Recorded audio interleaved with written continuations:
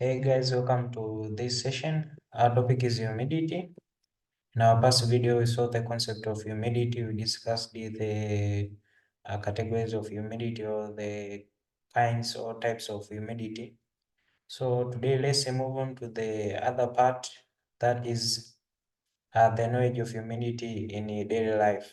So here we simply see how humidity can be seen or how can be experienced in our daily life. Now, in our past video, we discussed the meaning of humidity. Simply said that humidity is amount of water vapor occupying within the atmosphere. Now, water in the atmosphere, it exists in different forms. Example, clouds, rain, snow, hailstone, mist, fog, and smog. All these are just how the humidity or the water in the atmosphere exists. Now, so all these are just how humidity can be applicable or how it is seen in our daily life.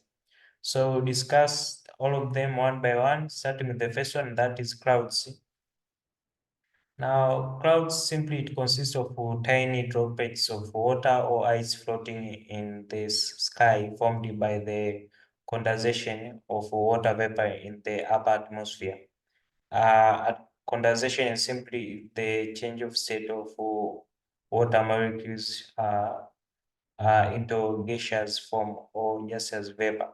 So clouds is made up of these tiny droplets of water or just ice floating in the sky formed by the condensation of the water vapor in such upper atmosphere.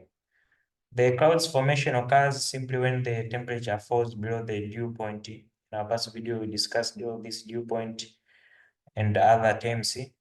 So the clouds formation, it occurs simply when the temperature falls below the dew point and the small particles of dust or the salt crystals are present to act as nuclei on which the condensation can begin. So that's how simply clouds formation can be formed.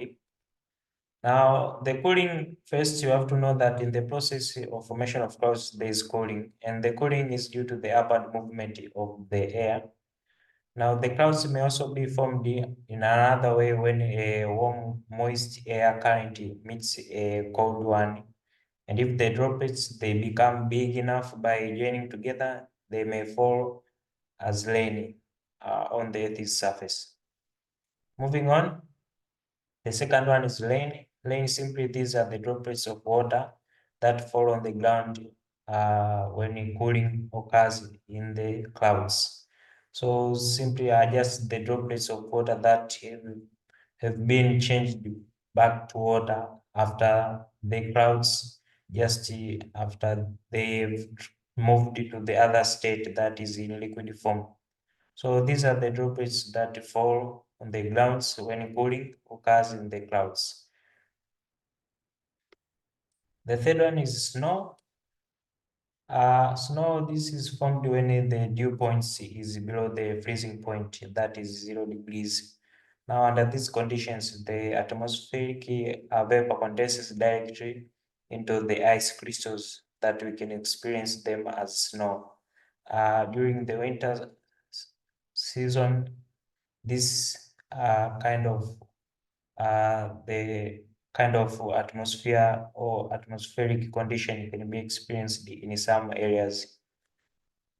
Moving on, the third one, that is snow. Moving on to the fourth one, that is hailstones.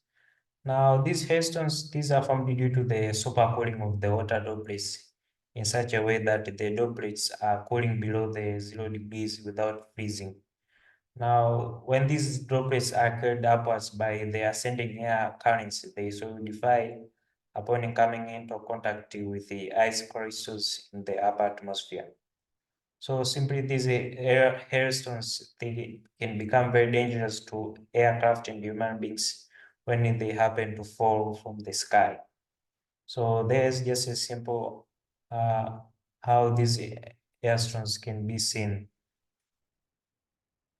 The fifth one is mist. Mist, this is the condensation of vapor into water droplets occurring near the ground.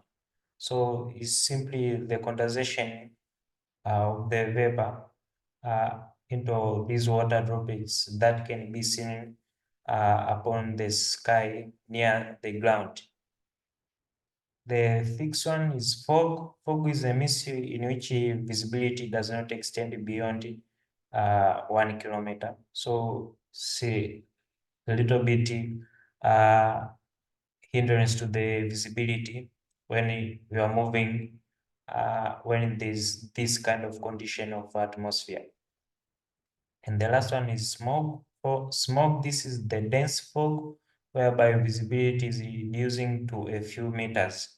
So before the the fog can extend to 1 kilometer, but smog is a denser fog where the visibility is reducing to few kilometers. So it's more difficult to have a clear view when there's smog within a place. So I hope it's clear, guys. Thank you for listening. We've simply discussed the knowledge of humidity in our daily life. We've simply seen how the humidity can occur within our atmosphere. Thank you for listening.